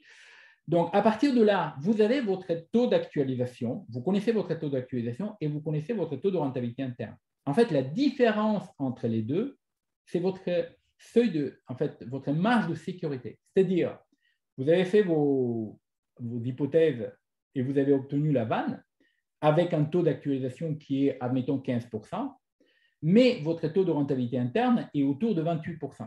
C'est 13% de différence entre le taux de rentabilité interne et la vanne. Il exprime une marge de manœuvre qui vous permet de couvrir le risque au cas où vous vous êtes trompé dans certaines hypothèses concernant les estimations de flux de trésorerie. Ça veut dire quoi? Ça veut dire que si j'ai plusieurs projets et j'ai une valeur actuelle nette très proche de ces projets, un deuxième outil qui peut me permettre justement de prendre la bonne décision, c'est de voir quel est le taux de rentabilité interne, une fois dans les conditions que je viens de présenter. C'est-à-dire, ce taux de rentabilité va me permettre maintenant de voir sur quel projet j'ai un peu plus de marge de manœuvre, très important, pour être sûr que s'il y a un problème avec les estimations que j'ai ou les hypothèses que j'ai émises pour lancer le projet, avec cette marge de manœuvre, elle va justement couvrir l'erreur sur mon projet. C'est-à-dire, moi, j'ai, dans le cas de 15% et 28%, j'ai 13% qui peuvent être absorbés par les erreurs accumulées sur mes hypothèses. Donc, si vous avez 2-3 projets qui ont à peu près la même valeur actuelle nette, mais pour lesquels vous avez des marges de manœuvre plus importantes, ben, vous allez considérer le projet, évidemment, qui a plus de marge de manœuvre, plus de différence entre le taux que vous avez utilisé pour l'actualisation et la valeur actuelle nette. Bon, je pense que sur ce point, on a bien avancé. Je vois qu'on est à 45 et normalement, on doit démarrer notre question-réponse. Je me permets quand même de prendre 5 minutes avant de se lancer dans les questions-réponses parce que je voulais vous parler de troisième outil qui est très souvent utilisé, sur lequel il faut attirer votre attention. C'est quelques alternatives. Moi, je vais évoquer une seule alternative, c'est le délai de récupération. En fait, le délai de récupération est considéré comme un outil pour calculer le temps par lequel on va pouvoir récupérer les dépenses initiales d'un investissement. Vous voyez bien, là, on est plus dans une approche. Je suis sur un projet sur lequel le long terme est très risqué pour moi. Et dans ce cas, j'essaie de récupérer très rapidement l'investissement initial que j'ai réalisé. Et donc, comment on va calculer ce temps? On va prendre l'investissement initial. Admettons ici dans l'exemple, c'est il y a quelqu'un qui arrive à la fin pour obtenir ses PDU. Donc, admettons que c'est investissement initial et 2,1 millions d'euros. Et je me rends compte que cet investissement va me procurer les années suivantes 0,8 millions de flux de trésorerie, c'est-à-dire de flux de trésorerie, mais qui ne sont pas actualisés. Attention, ça c'est la démarche qui est utilisée dans le payback period. Donc, ce que je vais faire, je vais diviser mon investissement initial par alors ça, c'est un cas de figure où le projet, chaque année, il va dégager le même flux de trésorerie. Donc, je vais diviser 2,1 par la valeur annuelle de ce flux de trésorerie, donc 0,8, et je vais obtenir qu'au bout de 2,6, ça ne veut pas dire 2 ans et 6 mois, c'est 2,6, c'est 2 ans et 0,6 fois 12, ça me donne à peu près 7 mois et quelques. Donc, au bout de 2 ans et 7 mois et quelques jours, je vais récupérer par les flux de trésorerie cet investissement initial. Donc, qu'est-ce qu'ils vont faire les managers dans la plupart des cas? Ils vont prendre des projets, ils vont calculer ces délais de récupération et ils vont se dire, puisqu'on est sur des projets qui, à moyen et long terme, on n'a pas trop de visibilité, on va accepter des projets qui sont pour lesquels on va rapidement récupérer notre investissement initial. Bon, c'est quelque part, on va dire, intelligent, c'est de bon sens. Le problème, c'est qu'ici, ces valeurs ils ne sont pas actualisées. Le cash flow, il n'est pas actualisé. D'accord? Donc là, c'était le cas de figure d'un projet classique, un projet pour lequel les flux de trésorerie sont annuels, sont les mêmes. Maintenant, si je regarde un cas un peu différent, plus proche de la réalité probablement, c'est d'avoir des flux de trésorerie qui ne sont pas les mêmes chaque année. Donc là, je vais essayer de calculer dans combien de temps je peux récupérer cet investissement initial. Admettons, c'est 1 million au début. Je vois que ça sera quelque part entre la deuxième et la troisième année. Mais entre deuxième et troisième année, c'est 12 mois de différence. Donc, il faut que je calcule quand même puisque je suis sur le court terme, il me faut un chiffre un peu plus précis.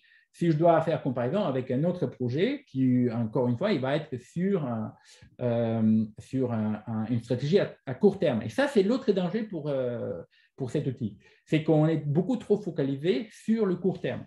Donc, alors que la création de valeur se fait normalement sur un moyen et long terme.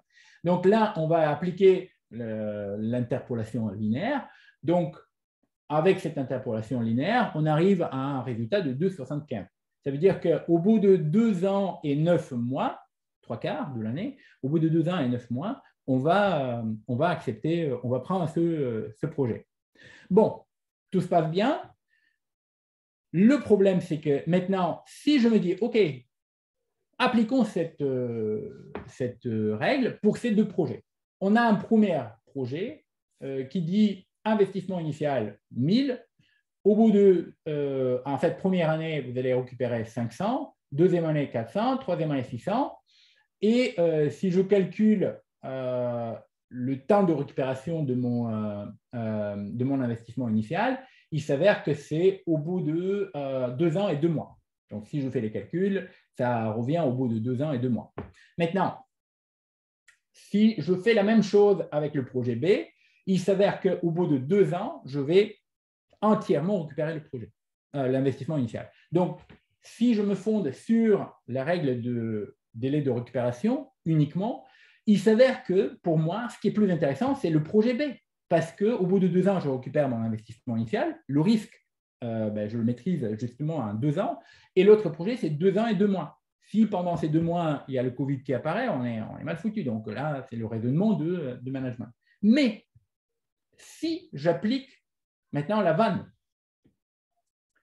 et je utilise avec taux d'actualisation 20%, j'utilise 20% pour actualiser ces flux de trésorerie.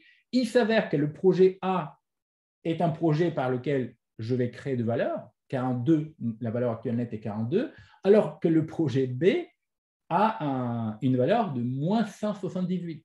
Donc, ce n'est pas une création de valeur, c'est au contraire, c'est une destruction de valeur. Donc, c'est un exemple par lequel je vais vous démontrer encore une fois que le payback period n'est pas un outil à utiliser séparément de la vanne. Donc, encore une fois, quand on a des projets avec plusieurs projets avec des vannes positives, et je suis plus dans une démarche de gestion de risque, c'est-à-dire je fais des investissements, mais j'essaie de les récupérer très rapidement parce que soit il y a un risque technologique, soit un risque économique, social, etc. Donc, je n'ai pas trop de visibilité sur le moyen et long terme. Mais quand j'identifie des vannes positives, en deuxième temps, je peux rajouter le délai de récupération comme deuxième indicateur pour choisir les projets sur lesquels je vais me lancer. Donc, voilà, je voulais juste aussi vous parler d'un autre sujet, mais je pense qu'on n'aura pas de temps. On n'aura pas de temps et c'est l'indice de profitabilité. Mais dans les diapos, je pense qu'il y a des exemples qui vous permettront. Je ne suis pas sûr, il faut que je vois avec Charles-Éric, je ne suis pas sûr que ces diapos ils seront disponibles. Est-ce qu'on peut faire, pour ceux qui veulent rester 15 minutes après 20 heures, je peux continuer avec l'indice de profitabilité sous forme d'échange plutôt. Mais là, immédiatement, ce que je vais faire, c'est je vais m'attaquer aux questions-réponses. Donc, Charles-Éric, est-ce que tu es là? Oh non, il n'est pas là. Je me souviens qu'il devait partir. Donc, je vais regarder certaines questions. Bonsoir, bon, je remonte. Ok, bonsoir. Tac, tac, tac. Bonsoir. Aurons-nous l'occasion de recevoir la présentation en PowerPoint ou PDF, s'il vous plaît? Je vais essayer de la rendre disponible sur notre site de PMI France. Bonjour. Alors, je vais essayer de lire les autres questions maintenant. Bonjour. Dans le cadre d'une organisation établie et dans laquelle la décision de lancer le projet ou non est prise à des niveaux de top management et la gestion de business plan est gérée par des équipes commerciales dédiées, quelle maîtrise reste-t-il au chef de projet sur ces questions? Excellente question. Merci beaucoup. Ça, je vois, c'est Grégory Gallet qui la pose. Moi, je vais vous dire, c'est dommage, mais ça, c'est quelque chose qui est très récurrent. On le voit souvent dans les entreprises. Et c'est dommage parce que on sait bien que, surtout quand on est sur des projets un peu plus agiles, on sait bien que l'expérience de terrain est très riche au niveau de l'équipe, au sein de l'équipe. Et c'est surtout, on sait bien que le chef de projet avec l'équipe, peu importe maintenant si c'est agile ou non, un de ses rôles est d'accompagner le client, interne ou externe, d'accompagner le client pour élucider exactement le projet qu'il veut lancer. Parce qu'il faut définir le scope, comment dire, le périmètre de projet, qu'est-ce qui est dedans, qu'est-ce qui n'est pas dedans, et à partir de là, clairement savoir ce qui va être lancé. Donc, soit le management, il a cette compétence et il faut faire confiance, soit le management fait une erreur. Dans ce cas, il faut trouver un moyen à discuter et à présenter son opinion. Moi, je vais dire, je ne veux pas vous faire quitter votre entreprise parce que c'est un temps assez difficile pour tout le monde et ça sera difficile peut-être de trouver un autre job, mais ce type d'entreprise dans lequel la structure verticale est très imposante et on n'écoute pas le terrain, ces entreprises, souvent, ils sont en difficulté. Donc, malheureusement. Hein. Après, est-ce qu'il faut trouver un moyen de se faire entendre? Il faut démontrer. Hein, quand vous proposez quelque chose, il faut à vos supérieurs, il faut être concret, c'est-à-dire venir avec des chiffres, avec des estimations, avec des propositions. Et malgré ça, vous allez me dire, ouais, ça c'est le cas idéal. Malgré ça, je sais que ce n'est pas toujours le cas. Donc, c'est assez difficile dans ces cas. De nouvelles formes d'indicateurs au-delà des notions financières apparaissent, exemple l'impact environnemental, sociétal. Absolument, je suis tout à fait d'accord. Comment intégrer ces notions dans l'estimation de lancer ou non un projet? Alors là, vraiment, je vous remercie. Je vois que c'est Tanguy Prouvoyeur, si je prononce bien le nom. Alors, ces nouveaux paramètres qu'il faut intégrer dans les projets, ils vont avoir une conséquence surtout dans l'estimation de l'investissement initial et aussi dans l'estimation des flux de trésorerie. C'est-à-dire, ces nouveaux indicateurs, ils vont obliger les entreprises, chaque fois quand ils lancent un projet, d'associer à ce projet tout ce qui concerne développement durable, tout ce qui concerne éléments environnementaux ou sociétaux. Donc, dans ce cas, tout dépend du manager financier, à quel point il maîtrise bien ses conséquences, on va dire, sociétaux ou environnementaux, et à quel point il veut les intégrer dans le modèle. Mais ils doivent être intégrés. Moi, je vais vous donner un autre exemple. Il y a plusieurs années déjà, je crois que dans les années 90, un des grands économistes de l'époque, il est toujours vivant d'ailleurs, il a eu même un prix Nobel, je cherche juste son prénom, Joseph Stiglitz, il a évoqué déjà sous une autre manière. Hein, quand on calcule le produit interne brut d'un pays, on prenait en compte la capacité de l'économie de produire de valeur. La logique est presque la même. Hein. Sauf que il n'y avait pas la démarche sociétale, environnementale, etc. Et donc là, il avait dit, non, il faut calculer le green produit interne brut. Et ça, c'était très difficile. On connaît des entreprises qui vont aller dans un endroit, ils vont exploiter une ressource, ils vont créer une mine, et après, ils vont partir en laissant les conséquences pour ce qui est responsable dans le coin. Soit c'est un gouvernement local, soit c'est un gouvernement d'une région, etc. Donc, aujourd'hui, quand on est dans ces cas de figure, on a quand même la possibilité, par la réglementation, par celui qui va imposer quelque part les règles, surtout quand on est sur des projets, sur gros projets qui sont private-public partnership. Là, l'État est un acteur principal et elle peut justement imposer la prise en compte de ces indicateurs. Mais ça, c'est un élément très important et je vous remercie pour poser cette question. Alors, je vois d'autres. Ayant pris le webinaire avec le retard, serait-il possible que vous transmettez l'enregistrement de votre intervention? Bien sûr. Existe-t-il des outils qui nous permettent de calculer ces taux? Merci, Aziz. C'est plutôt l'expérience qui va nous donner cette possibilité. Sinon, les outils, il existe, j'ai mentionné 2 ou 3, mais globalement, il faut se dire, soit je vais aller chercher l'expérience, c'est-à-dire les projets précédents sur lesquels j'avais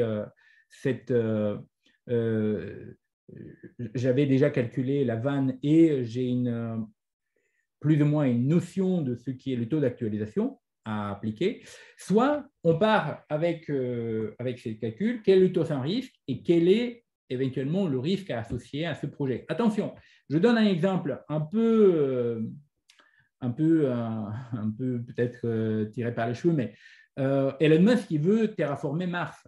Donc, si aujourd'hui Elon Musk il se lance dans les calculs de la vanne de ce projet, je pense que c'est impossible et il peut utiliser n'importe quel taux d'actualisation. Mais ce qu'il fait, et ça c'est quelque part intelligent, ça ne lui permettra pas d'aller très loin, hein, mais néanmoins ça lui permet d'avoir une première idée. Ce qu'il fait, il met sur Terre, il met des projets qui par la suite vont lui permettre de terraformer Mars. Donc tous les projets qu'Elon Musk met en place, c'est des projets qui aimerait bien développer pour qu'ils puissent par la suite, une fois sur Mars, les déployer. Donc il cherche à acquérir une expérience, une expertise sur les futurs projets qu'il va essayer de développer. Il le dit lui-même que c'est peut-être impossible, ça ne sera pas à son vivant, mais au moins ça donne une possibilité de se projeter sur, OK, on a des bases, on a certaines visibilités sur ce type de projet. Après, le risque d'aller terraformer Mars ou la Lune, c'est un peu pharaonique. Le risque est beaucoup trop important. Mais je donnais cet exemple pour vous dire qu'on peut toujours avoir en vue ou un projet qu'on aimerait bien développer et mettre en place. Et dans ce cas, essayer d'abord de développer des projets intermédiaires ou des projets qui me permettront d'accumuler une certaine compétence que par la suite, je vais utiliser comme base pour calculer le taux d'actualisation. Il y a une autre possibilité. Je ne maîtrise pas un domaine, mais j'ai des entreprises qui sont sur ce marché ou dans ce domaine depuis un petit moment. Bon, concurrent ou pas concurrent, je suis un startup. Qu'est-ce que je fais? Je me dis, je veux innover. Donc, je regarde ce qui actuellement existe, j'évalue le business, j'ai d'informations financières sur ces entreprises, je fais une estimation, ça sera approximatif, mais ça me donnera une idée à peu près quel est le taux d'actualisation qu'ils appliquent dans leur projet. Et quand je développe mon projet par lequel je vais essayer d'innover ce qu'ils développent eux, je peux faire référence partiellement au taux d'actualisation qu'ils ont utilisé eux-mêmes. Dans le contexte des projets de développement, quels sont les indicateurs financiers qu'on doit appliquer dans le contexte de projets de développement? De développement de quoi? Si vous pouvez juste revenir sur cette question. Alors, je dois vous quitter. OK, Inès, merci beaucoup. Merci pour cette conférence. Merci. Projet santé, développement projet santé, agriculture. Alors, comme je l'ai précisé tout à l'heure, communautaire, c'est la logique que je viens de vous présenter, c'est une logique dans le cadre de projets business, c'est-à-dire dans le cadre d'une entreprise qui est une structure à but lucratif. Quand on part sur des projets à but non lucratif, le taux d'actualisation et la vanne, probablement, ils ne seront pas, c'est pas probablement, c'est pour sûr, ils ne seront pas notre indicateur principal sur lequel on va se baser pour prendre notre décision. Ça sera plutôt l'intérêt général qui va nous mener vers la décision de… Mais néanmoins, et ça c'est très important, et il faut que ça soit clair pour tout le monde, ce n'est pas parce que c'est un intérêt général qu'on peut se permettre à dépenser une somme sans se préoccuper comment on va gérer cette somme, comment on va investir cette somme dans le projet. Donc, il faut qu'on applique la même démarche pour une simple raison. Rien que suivre cette démarche me permet de me poser plein de questions et de comprendre exactement ce que je suis en train de faire. Et de me poser des questions sur quel sera le retour de cet investissement, même si ça ne sera pas mon indicateur principal. Mais je vais essayer, avec le temps, et posant cette question, et avec les projets que je vais mettre en place, de mesurer l'impact positif pour la société. Admettons pour l'éducation, pour la santé, pour l'agriculture, pour des projets sociétaux, etc. Donc, ce n'est pas parce qu'il n'y a pas le but lucratif qu'on doit se permettre à jeter quelque part l'argent par la fenêtre. Et ça nous permettra aussi par la suite d'être plus responsable parce que ce sera très difficile à restituer ce qu'on a détruit tous ces siècles. Je parle de la nature, je parle de déséquilibre, de cet déséquilibre économique et social qui existe dans plein de pays. Donc, il nous faudra beaucoup d'investissement, beaucoup d'énergie pour pouvoir rétablir des conditions plus meilleures en fait, pour la population. Et il faut être sensible à ce qu'on investit et quel est mesurer quelque part l'impact positif sur la société. Franck, je ne sais pas si j'ai pu répondre à votre question. Bon, écoutez, il est 20h05. Je vous remercie pour votre participation. Je vous propose néanmoins d'aller regarder la présentation. Elle sera disponible, ça c'est sûr, sur PMI France. Je ne sais pas combien de temps ça va prendre pour le mettre, mais en principe, l'équipe qui organise en Nouvelle-Aquitaine les événements, il est très professionnel, il est très dynamique, très réactif et je pense que d'ici quelques jours, le support sera sur le site. Bon, sur ça, s'il n'y a pas d'autres questions, encore une fois, merci. Portez-vous bien. Surtout, faites attention avec le Covid. Restez bien protégés et je vous souhaite une bonne soirée. À bientôt.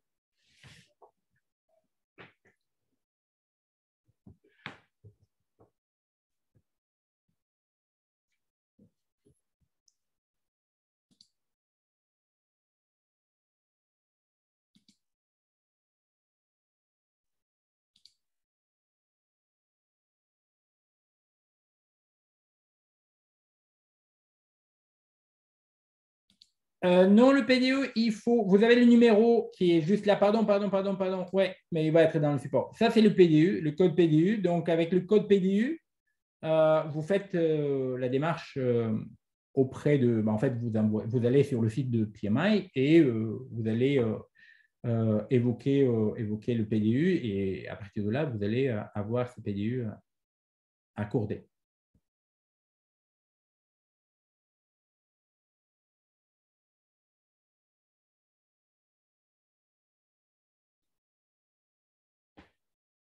Bon, j'attends quand même que tout le monde part doucement.